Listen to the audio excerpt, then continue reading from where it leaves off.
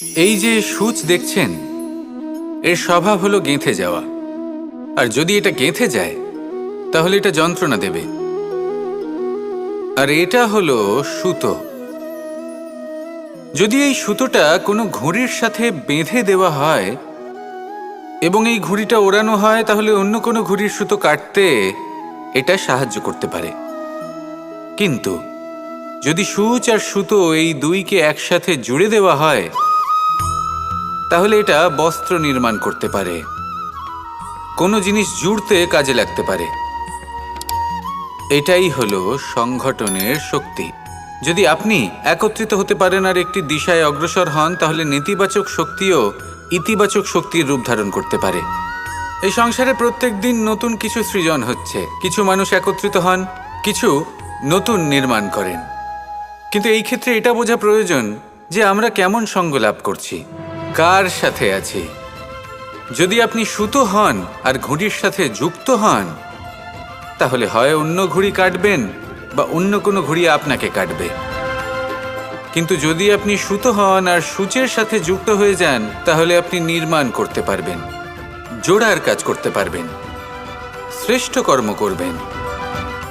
এই কথা মনে রাখুন আর আমার সাথে ভালোবেসে বলুন, রাধা রাধা। জল জলই পৃথিবীতে বেঁচে থাকার জন্য আবশ্যক তো বটেই, কিন্তু এই জল আমাদের একটা অত্যন্ত গুরুত্বপূর্ণ শিক্ষা প্রদান করে। কখনো এই জলকে দেখেছেন? যে পরিস্থিতিতেই এই জল প্রবাহিত হোক না কেন, এর উপর যা কিছুই প্রভাব থাকুক না কেন, এর পথে যতই বাধা আসুক না কেন, তার মধ্যে থেকে ও নিজের পথ ঠিক বের করে নেয়, কিন্তু নিজের প্রবাহ থামতে দেয় না, ক্রমাগত অগ্রসর হতে থাকে। সেরকমই একটা শিক্ষা যেটা আমরা জল থেকে পেয়ে থাকি, তা হলো এটা: আমরা যখন জলের দিকে তাকাই তখন আমরা নিজের প্রতিবিম্ব দেখি, স্পষ্টভাবে দেখতে পাই। কিন্তু তখনই দেখতে পাই যখন এই জল শান্ত থাকে, স্থির থাকে। যদি এই জল অশান্ত হয়ে থাকে, স্থির না হয়, তাহলে আমরা এতে নিজের প্রতিবিম্ব দেখতে পাই না। এটাই আমাদের মনের সাথেও হয়ে থাকে। যখনই জীবনে কোনো সংকট আসে, যদি আমরা শান্ত মনে, স্থির মনে সিদ্ধান্ত নিই, তাহলে সেটা এমন একটা শীতল সিদ্ধান্ত হবে যেটা আমাদের ভবিষ্যৎকে একটা শ্রেষ্ঠ স্থানে নিয়ে যাবে। যদি এই মন অশান্ত হয়, বিচলিত হয়, পীড়িত হয়, দুঃখিত হয়ে থাকে, রুষ্ট হয়ে থাকে, তাহলে অনেক সময় আমরা এমন সিদ্ধান্ত নিই যেটা আমাদের জন্য অনুচিত প্রমাণিত হয়। যখন আপনি ক্রুদ্ধ ছিলেন বা দুঃখের বশে ছিলেন, তখন অনেক সময় হয়তো এমন সিদ্ধান্ত নিয়েছেন যেটার জন্য ভবিষ্যতে আপনি অনুশোচনা করেছেন। এবার দেখুন, এই আবেগগুলো থেকে আমরা পালাতে পারবো না, কিন্তু এই আবেগগুলো আপনার ওপর কতটা প্রভাব ফেলবে সেটা আমরা অবশ্যই ঠিক করতে পারি। এই মনকে আমরা নিয়ন্ত্রণ করতে পারি।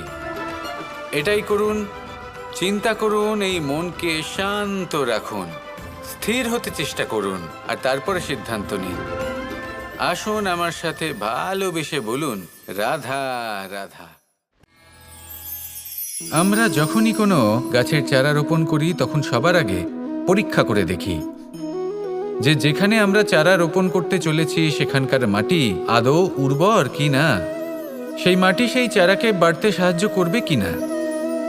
যখন একটা চারা রোপণের আগে আমরা এত কিছু ভাবতে পারি, তাহলে কাউকে বিশ্বাস করার আগে আমরা কেন ভাবি না?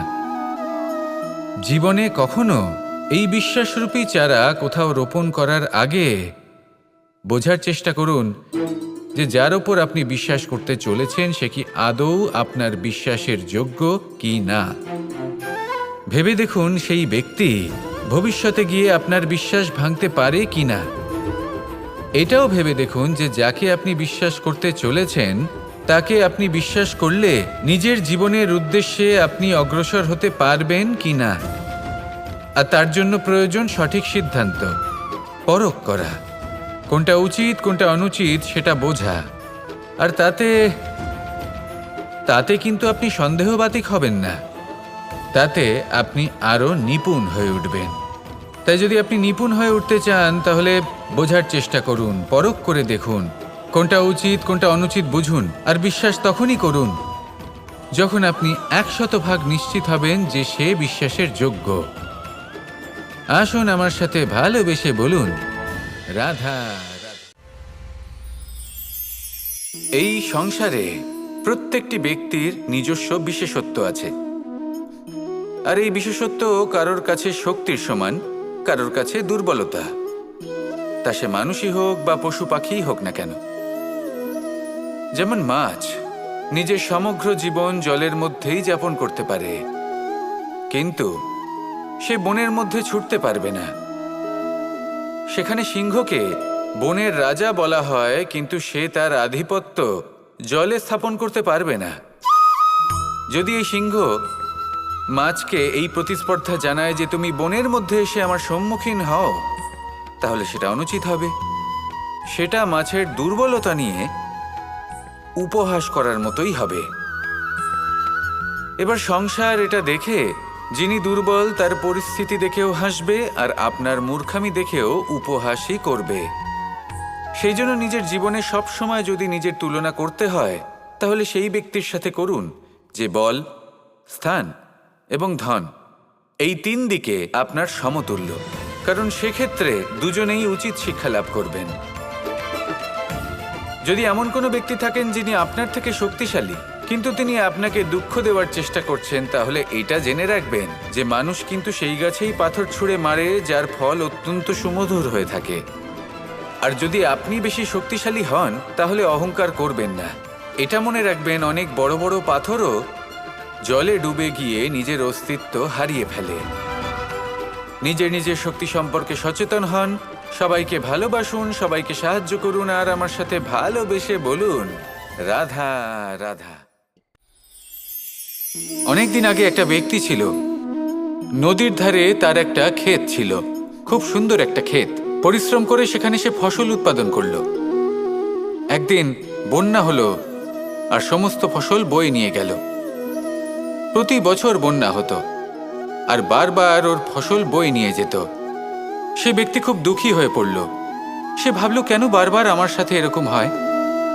তখন একজন ওকে বোঝালো যে প্রতি বছর যখন এই বন্যা আসে, তখন সে তোমার ক্ষেত উর্বর মৃত্তিকা দ্বারা পুষ্ট করে তোলে। তখন সেই ব্যক্তি বুঝতে পারল যে প্রকৃতি ওকে কত বড় একটা উপহার দিয়েছে। প্রতি বছর বন্যা শেষ হওয়ার পরে সে ফসল উৎপাদন করত এবং তাতে 10 গুণ বেশি ফসল হতো। এই সংসারে যতক্ষণ না বৃষ্টির ফোঁটা মাটিতে পড়ছে, ফসল কিভাবে উৎপন্ন হবে? যতক্ষণ না এই সোনা তীব্র আগুনে উত্তপ্ত হচ্ছে, ততক্ষণ সে কুন্দন কি করে হয়ে উঠবে? সেইভাবেই যতক্ষণ না আপনি সমস্যার সম্মুখীন হচ্ছেন, জীবনে সামনে এগোবেন কিভাবে? তাই বিপদ হোক বা সমস্যা, তার সম্মুখীন হন, আর তাও ইতিবাচক মনোভাব নিয়ে। দেখবেন অবশেষে আপনি বিকাশের পথে অগ্রসর হয়েছেন। আসুন আমার সাথে ভালোবেসে বলুন, রাধা রাধা।